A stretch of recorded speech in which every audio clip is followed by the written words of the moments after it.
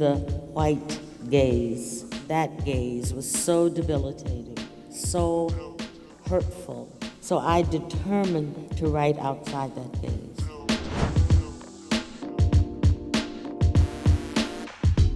What makes America great? And the whole thing about making America great again. Well, I can tell you for a whole lot of people in this country, America is still reaching for its definition of greatness. Right. Societies that have racist divisions are worse for women because they want to politically control reproduction. Welcome to Fresh Take, a partnership between the Connecticut Forum and the Undefeated. I'm Bill Rhoden.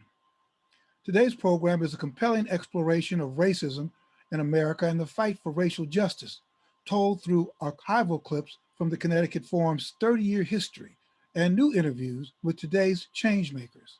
Generations of great minds have struggled, advocated, and worked tirelessly to move the conversation forward. And today, with Fresh Take, the Undefeated and the Connecticut Forum have partnered to do just that, move the conversation forward. In 2001, literary icon Toni Morrison graced the Connecticut Forum stage in an unscripted conversation with Frank McCourt, moderated by Juan Williams. At the Connecticut Forum, Morrison reflected on her writing and craft, but also on the cost of trauma, her life and family, and more. How do you survive whole in a world where we're all victims of something? How can you survive a whole and where we're victims of something? That's a nice, big, fat, Eastern, Western philosophical question about how do you get through. Sometimes you don't survive whole, you just survive in part. But the grandeur of life is that attempt. It's not about that solution. It is about, being as fearless as one can and behaving as beautifully as one can under completely impossible circumstances. We are already born. We are going to die. So you have to do something interesting that you respect in between. Jose Antonio Vargas is a Pulitzer Prize-winning journalist and author of Dear America, Notes of an Undocumented Citizen, as well as a leading voice for the human rights of immigrants. He is a scholar of Toni Morrison and counts her work as a major influence for his own writing and activism. In this clip, in a Connecticut Forum clip, you're asked to, Toni Morrison talks about survival and the grandeur of the attempt to survive whole in a traumatic world, which, that's like a Joe Frazier left hook, but it just passes. What does that mean to you? Because that is such a profound statement that every single writer, every African-American writer, I'm talking about every writer that's not quote unquote white has to deal with. What did that mean to you when you heard that and saw that? When the book was published, for me, the most rewarding thing is so many colleges have assigned the book, right? And apparently the first college to assign the book to all freshmen to read was Louisiana State University. So they bought like a lot of books, and my publisher was like, you got to go. So I went, mostly white, conservative in Louisiana. And after my convocation talking about Dear America, one student got up and said, hey, in the book, you said your mom doesn't regret sending you here because you turned out okay, but do you regret being sent here? No one had ever asked me that question before, certainly not in front of everybody else. And so it was a long pause that gave birth to itself, probably because it was so pregnant. And then I said, yes, I regret it. I think I would have preferred to have a mom. I think I would be in a different place emotionally and mentally, psychologically, if I hadn't been sent here, if I had had a childhood with my mom and could be where I wanted to be. There's no law or piece of legislation that's going to fix that traumatic separation. As Morrison would say, it's bigger than language. I don't have language for that, right? But what I do have language for is acknowledging the trauma and the pain of it so that other people can do it too. Wow. Right? So other people can say, oh, you feel that way? That's how I felt, right? Regardless of you're an immigrant or not. I may not, survive that trauma, but I think the process of giving words to it and life to it and naming it informs my work, whether or not it's viewed as successful, Yeah.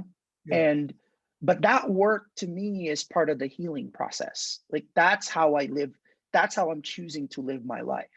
When we go into your home, in your hallway, you've got a picture of Toni Morrison, yeah, right? yeah. Why is she so important to you? And why was, and particularly The Bluest Eyes, I think her first book, why did that have such an impact on you? The Bluest Eye exploded like a bomb because I grew up in the Philippines, which was colonized by Spain and then imperialized by the Americans, right? So basically 300 years of Spanish Catholicism followed by 50 years of Hollywood with Frank Sinatra, right? Like my grandfather learned English by, singing I Did It My Way. That's literally how he learned English. And so colorism in the Philippines is a huge issue, right? Like within my cousins, I have like 20 cousins, I'm the lightest skinned. And I never figured out when I was a kid why I was always in the middle of every photo. So I thought of that as like a weird thing about the Philippines, like, with their whitening creams and all that. And so reading that book as an immigrant to this country, trying to understand, wait a second, so I'm Filipino, so I'm not Black and I'm not white. I don't have blue eyes. So why does this Black girl want blue eyes? And then who told her to want it? And then why did she believe them? And then as I got older, I'm realizing that through The Bluest Eye, Song of Solomon, Sula, Tar Baby, Beloved, right? Paradise. I'm realizing that what I've done is Toni Morrison allowed me to be able to claim myself in my history and to be able to face it as fully as I can. So even though Toni Morrison said that, I wrote these books for Black people to have that conversation. I mean, it's great that everybody reads it, but I wrote it like in that language that Black people would recognize it. And you gotta love that. For me, the most quintessential thing about it was, even though it was written for Black people, it freed everybody else. It's universal. It's universal. I've been a sports writer forever. And so they play the national anthem and people wave the American flag. But what occurred to me now, and then looking at January 6th, right? Mm-hmm. The American flag now means a lot of things to a lot of people. It used to be, the American flag, we all look at it. But to me, for many people, the American flag is kind of like the Confederate flag. They just don't feel comfortable flying the Confederate flag. Waving it out. You know what I mean? So this feeds into your whole thing about what is America. I just discovered this quote for part of my research. Apparently, James Baldwin said, "These yet to be United States of America."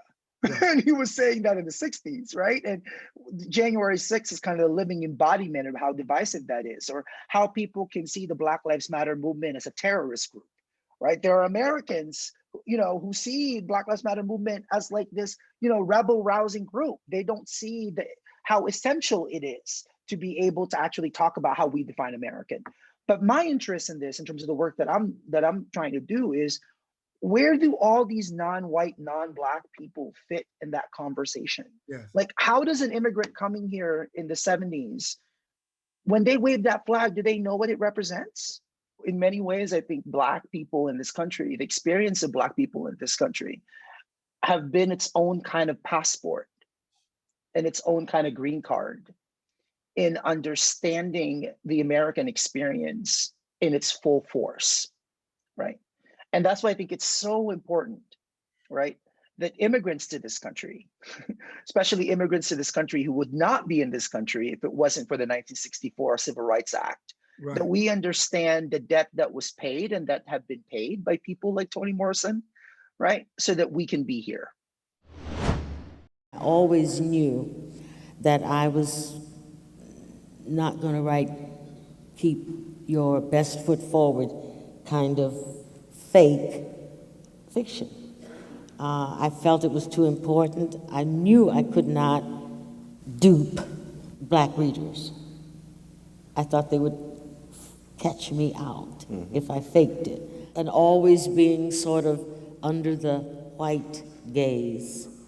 And that gaze was so debilitating, so hurtful. It was just a burden. So I determined to write outside that gaze. So I'm going to put the pressure on you. You're writing a new book. Yeah. But the book is White is Not a Country. Toni Morrison also said something about audience, who she writes for. Yeah. What about you? When you sit down, are you liberated from writing for a particular audience, or do you have an audience in mind? Well, I wrote Dear America for myself, as selfish as that sounds. I really wanted to understand why I was so depressed. I wanted to understand my own mental health. This book, White is Not a Country, is a much more kind of journalistic, historic view of where we are and where we've always been.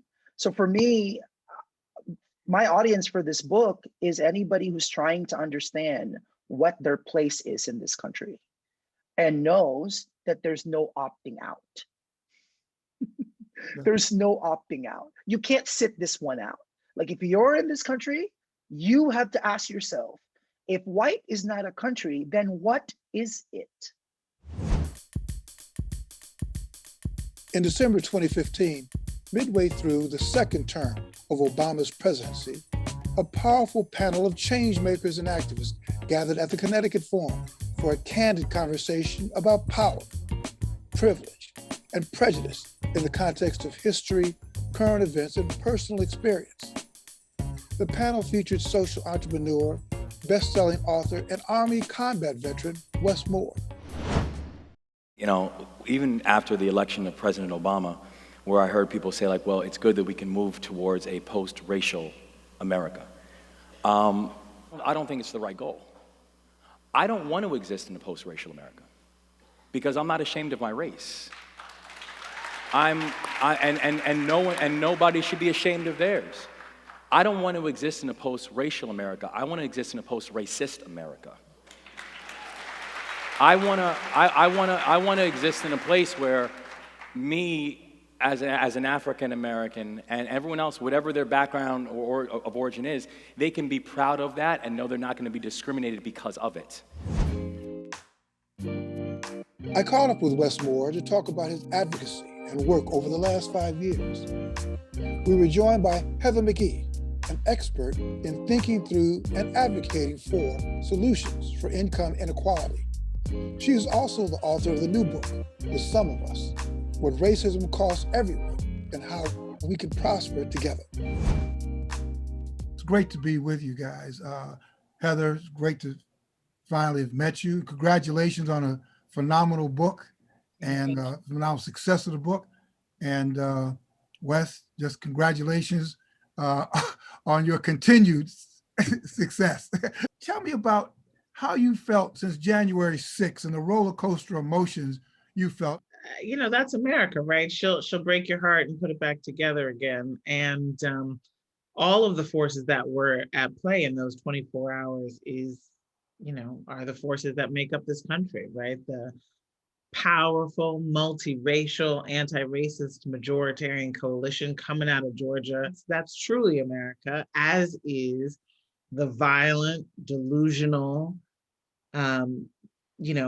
white threat to democracy and to government itself. I was not surprised by what was happening as I saw it unfold on the 6th. And so I didn't have the kind of emotion that you have when you're taken aback by something. It felt like if you are a student of history, you see this coming. That is the logical outgrowth of what Trump was saying. What about you, Wes? The shock that I felt of January 6th was frankly the election results. Right. I felt no shock from what happened later on January 6th. Right. Shock was the fact that Georgia, in many ways really saved measures of democracy by electing now Senators Ossoff and Senator Warnock. And when people say that this was an intelligence failure, it wasn't an intelligence failure. This was actually an amazingly telegraphed attack. The irony is that, once again, it's when you have people who were, claiming to defend democracy and claiming to love law enforcement and claiming to love our military, um, the fact that you put all of them in harm's way, the extraordinary hypocrisy and almost laughable contradictions that this movement continues to put out there was just put on complete and blatant display. So it was a measure of heartbreak that once again, we've gotten to a point in this nation where the same things that we push and espouse and claim to believe in will be tested. And we did not even have this sense of honesty or courage to be able to deal with it, even though, again, we saw it's a very telegraphed attack. So let me ask issues this. So Heather, your new book is The Sum of Us: What Racism Cost Everyone and How We Could Prosper Together. Like, not one Black person I spoke to said they were really surprised by this. Not one. I mean, not one. It was a little more disturbing that many of my white friends were like stunned by this. To me, that was almost more like, where have you been? What is your reaction to that? I mean, that's what happens when the Confederacy wins the narrative game on the Civil War, right? That's what happens when this very young country violently suppresses its own history. And so people who are good, educated, white folks don't know just the depth, the depravity of this country and the lengths that, the white elite has gone to keep its hold on power. And you believe the okie doke about American innocence and white American innocence, then you can be shocked at time and time again, when she reveals that part of herself to you. People have to understand that racism isn't just an act, right? And that's where I think that there are people who seem to have this ability to wash their hands of it because they feel like, if I don't do an act of what I consider to be a racist act, therefore I'm not racist, or therefore there's nothing to battle against. Where people are like, if I see racism, I'll do something about it. No. It's not just an act. Racism is a system. It's a system that underlines systems. It's not just the white supremacists with the flags, right? It's also about the policies and the practice and the rhetoric. I've become more aware of what they call white privilege, and the fact that a lot of white folks, independent, Republican, whatever, said, wait a minute, we like this. We like privilege. How do you guys, I mean, I don't know if you've changed, but that to me is almost a more troubling reality, that a lot of folks who are saying, like you said, Wes, saying the right things, or I'm not, whatever, but you're defending privilege because privilege is real. And it's understanding that, that it's almost like, it's a house that we've continued to build upon without recognizing the fact that there is a rot in the foundation on the way that the house was built. And so when you're walking through the house, if you're not acknowledging the rot that is actually sitting in the foundation of the home, it's not enough to simply say, yeah, we still have to redo our kitchen. You'll hear people say things like, when they talk about this idea of privilege, when you say like, well, I don't want to be punished for what my ancestors did, right? But the reality is, but I'm still being punished for what your ancestors did. Right. That's this underlying point when we talk about privilege. But this is where we're getting at the heart of what it means to attack supremacy and privilege. Right. Because being able to unroot that, it's not easy, and it's not supposed to be. And that's the point that we are at right now when it's asking the fundamental question of this country: do we care about legitimate and consistent and sustained progress or not? Being post-racist in this country is not simply about the fact, do I look at someone and I see no color, right? It also goes back to, do I look at their circumstance and does that break my heart? When I look at that school that they're in? That's exactly And am right. I willing to take resources to be able to address disparities? Because being post-racial, post-racist, this is not simply about, do I view things differently?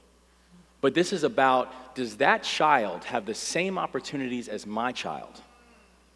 And if you feel that, then we've now moved to a post-racist society. So I think that has been one of the biggest challenges around getting around this issue, because if you acknowledge that it's real, it then also in turn means we must do something about it. Both of you do a lot of work looking for solutions for inequality. And it seems to me that both of you are also engaged in the work of exposing and dismantling racist systems. So how do you approach creating change on a large scale? Well, I'd say, well, one, and we've been, very clear in how we both, in the work that we do and how we talk about the work that we do, is the reason that you have poverty is because of policies, right? I mean, it's not because groups haven't, when people say, well, poverty is a choice, my answer is it is a choice, but it's not the choice of the person who has the weight of poverty that has been inflicted on them and oftentimes on generations before them. It's society's choice. It's society's choice about how much pain we're willing to tolerate in other people. And so, I feel like, particularly from a philanthropic perspective, our job is twofold.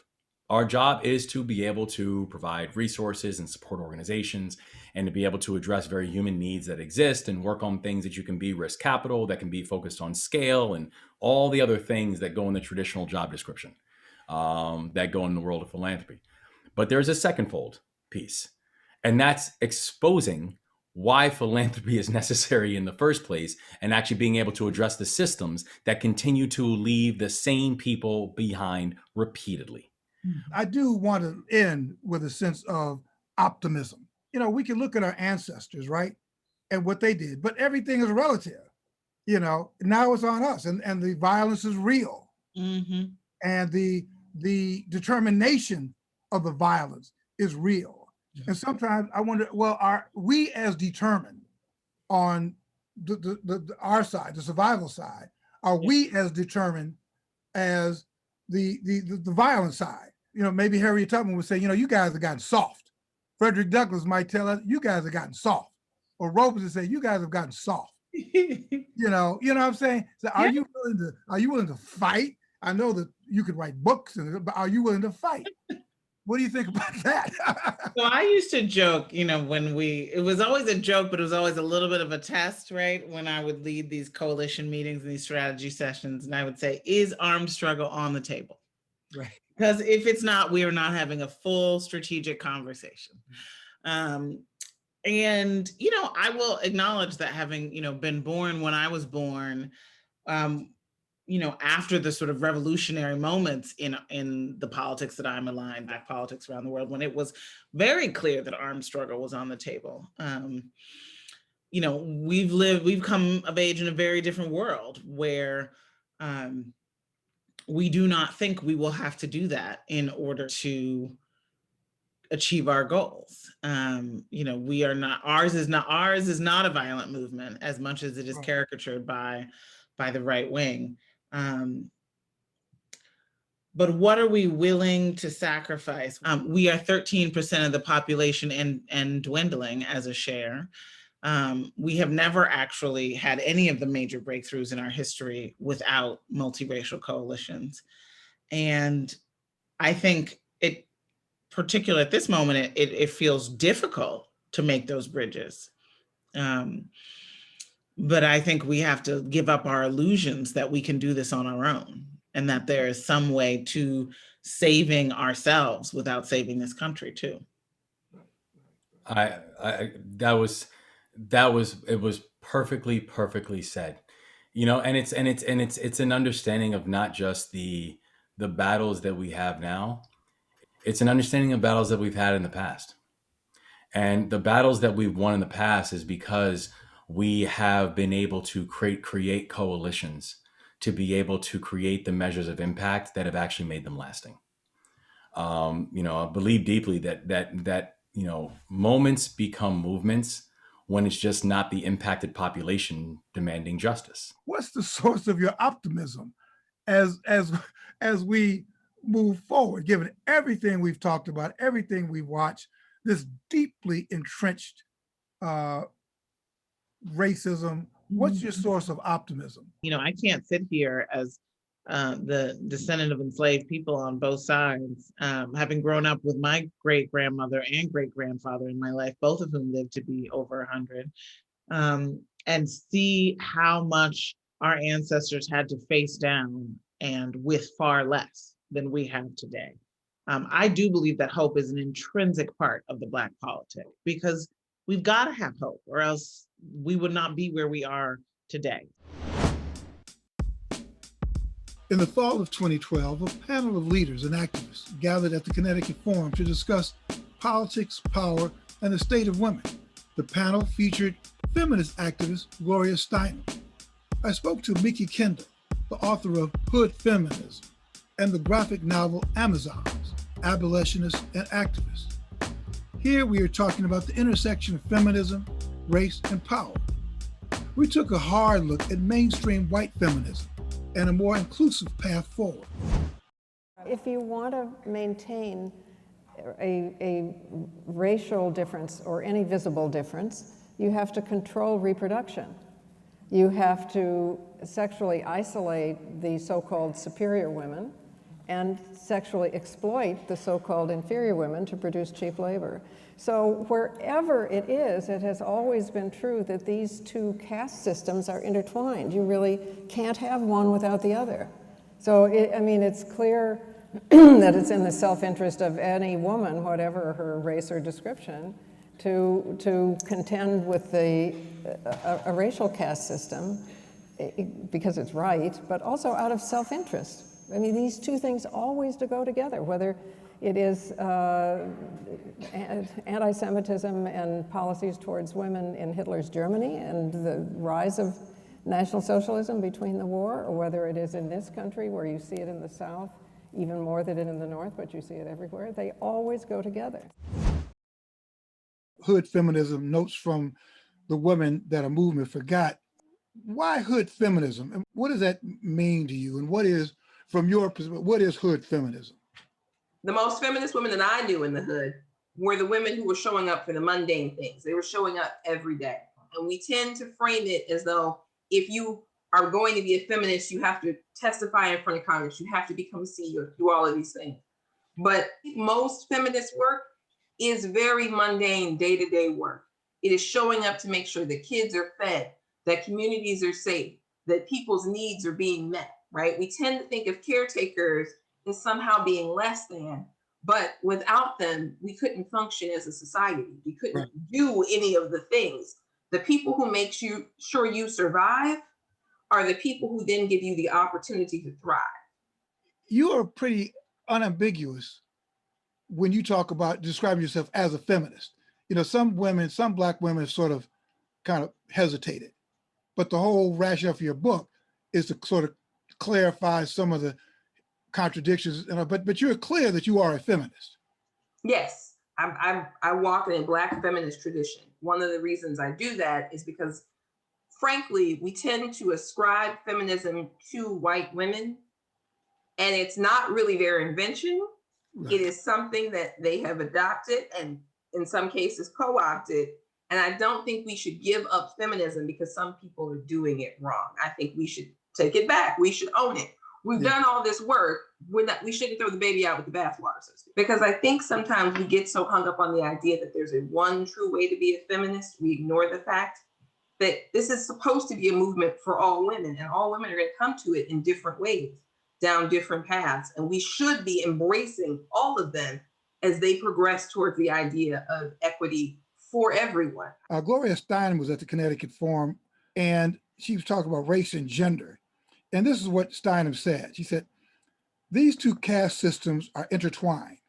It's clear that it is in the self-interest of any woman to contend with the racial caste system. These two things always go together. And I'm just wondering, first of all, do you agree with that? I do. I can no more separate being Black from my identity than I can separate being a woman from my identity. I am always a Black woman. Why do you think so many white women grapple with that racial caste system as part of their feminism? I mean, I've been on, my lane has predominantly been in sports. And whenever I'm on these panels or talk to particularly white women, I say, I see the same power dynamics rising up with women as I've seen with men, whereas Black women being basically the labor and white women basically being in control. So why do you think so many white women have problems grappling with this and really engaging in this? So I think one of the problems is that we tend to teach white as a default and womanhood as belonging to whiteness, right? That's why there's that saying that all the women are white and all the Blacks are men. So there's that problem. The second part of it, though, is that white women are not used to having to think about race or racism meaningfully because they've been able to deflect it to white men, right? It's the patriarchy. Well, it's the patriarchy, but it's not like all men have the same power or the same privilege or the same ability to oppress. Privilege is real. How realistic is it to, people to really, particularly women, white women, quote unquote, of this strata, to give up privilege, because privilege matters? I think it's not even just a question of giving up privilege, it's a question of how you're using it, right? So if you have privilege and you know that you have access to things that this other person does not, what can you do to help that person get access? It doesn't have to be privilege if we seek equity. So it's privilege and equity. So we're not asking you to give up privilege, but what? We're asking you to do away with the need for it to be privilege, right? If you have enough and you are in a position where you could make it easier for someone, instead of thinking of it as a competition, take a page from Mary Church Terrell. Lift as you climb. Open that door and hold that door open for other people to come through. How do we get from words to action to young white women, 20-year-olds who've been involved in Black Lives Matter and all that, but want to take it to another level, just in terms of the quote unquote sisterhood? I would say this, that means showing up, not just for the pink hats marches, but showing up for those Black Lives Matter marches, showing up for protests around climate and water. And showing up doesn't even necessarily mean that you have to show up to the protest. You can be the person that amplifies the message. You can be the person that donates. You can be the person that helps with childcare. You can be the person that is out there in your best Sunday go to meeting outfit between that line of officers and that line of protesters. The optics of you standing up against the police are such that it changes how the rest of that conversation goes. And I think sometimes people get hung up on the idea that, well, I should be an ally as opposed to I should be an accomplice. And sometimes you have to put some skin in the game, right? Whether that is you are standing there and speaking up at the meeting and talking back to your parents or to politicians, or you are putting some money on the table in a mutual aid fund or a bail fund. And in all of these places, you should be listening to what the community you're working with wants and needs, because it's not that the hood doesn't have the answers, it's that the hood doesn't have the resources. You have access to resources. Become that conduit for resources, and a lot more things get done. Just one last thing. Black men, I can't end the conversation without, something I tell people, I'm a recovering sexist. And you just can't say, because I got a daughter, I have sisters, that you're free. I know you talk about Black patriarchy, but you don't throw Black men under the bus, as some would kind of have you do. Just brief, where do Black men fit in this sort of struggle? Black men fit in this very specific way. I want them to hear this. I hear a lot of Black men say, I'm a good dude, I don't act this way. Okay, great. I need you to be the good dude that addresses the bad dudes. I need you to be the good dude that doesn't normalize what the bad dudes are doing, right? I need you to be that person that you are for your daughter, your sister, your mom, your wife, whoever, to women you don't know too. If white is not a country, then what is it? Racism, it's a system that underlines systems. Ours is not a violent movement. This is supposed to be a movement for all women, and all women are going to come to it in different ways.